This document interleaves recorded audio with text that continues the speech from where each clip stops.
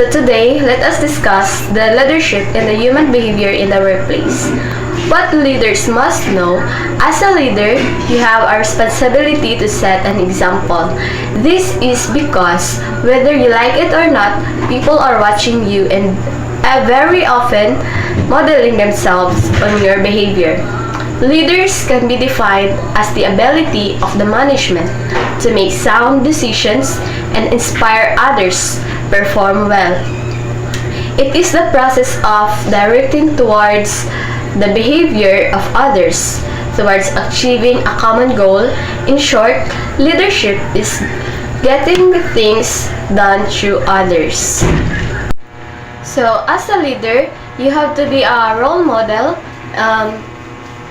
You have to be the best example for your teams and to all your co-workers. So, there are importance of leadership.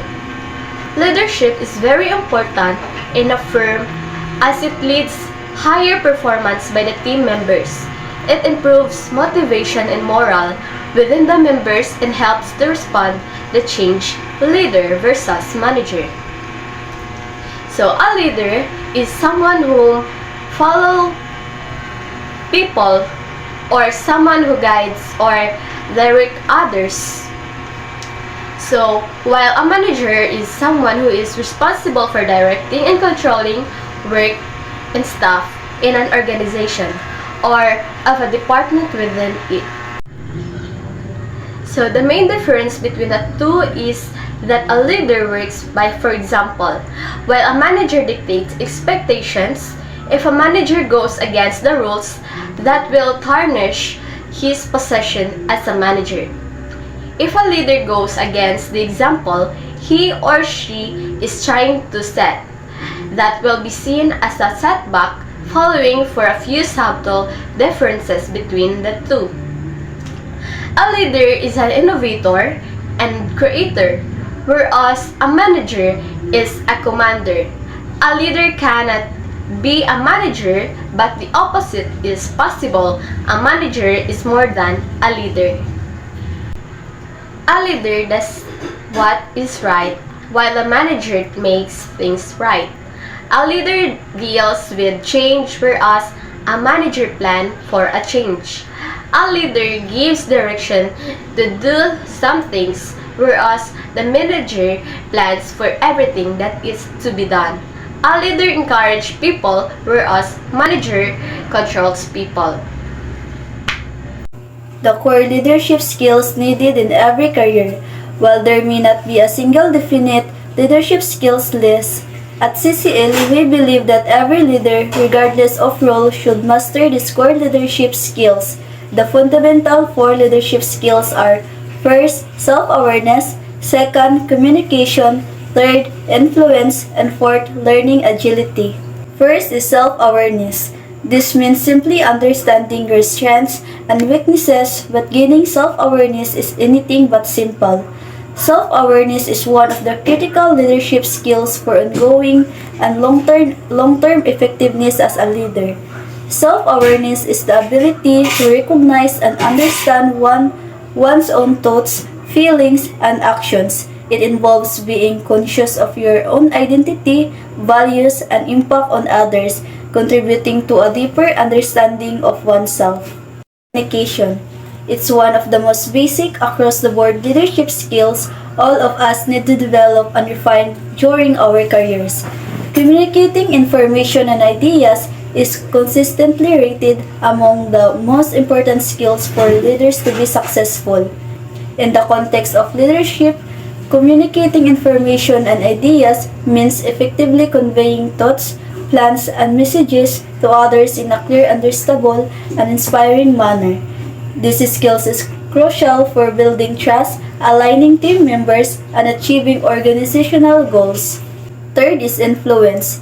Developing your influencing and leadership skills helps you to communicate your vision and goals, align the efforts of others, and build commitment from people at all levels.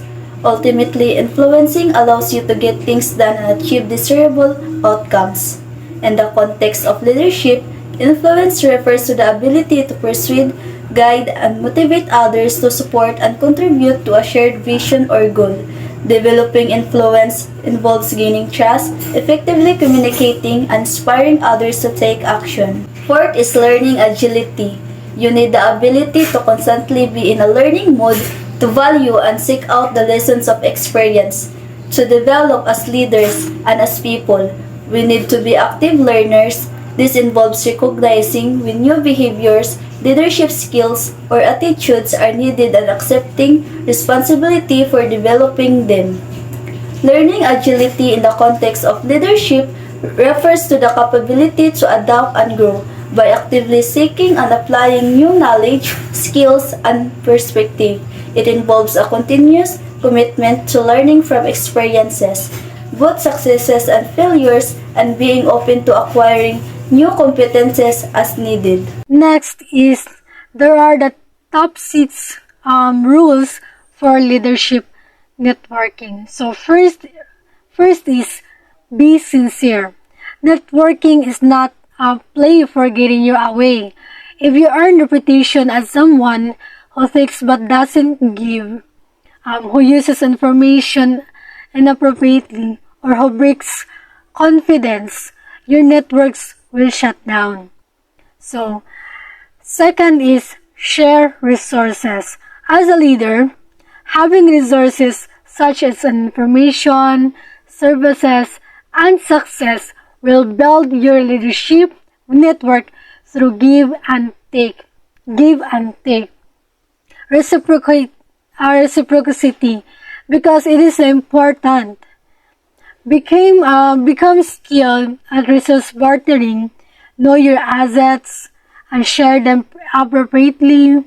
This is the key part of collaborating across boundaries. Next is third is use power thoughtfully. Power is the ability to get things done. You'll need 3 sources of power to build your network. First is the reputation, second is the alliances, and third is the position. Be the leader who gets results, can be held accountable, and has connections with key influencers or decision makers.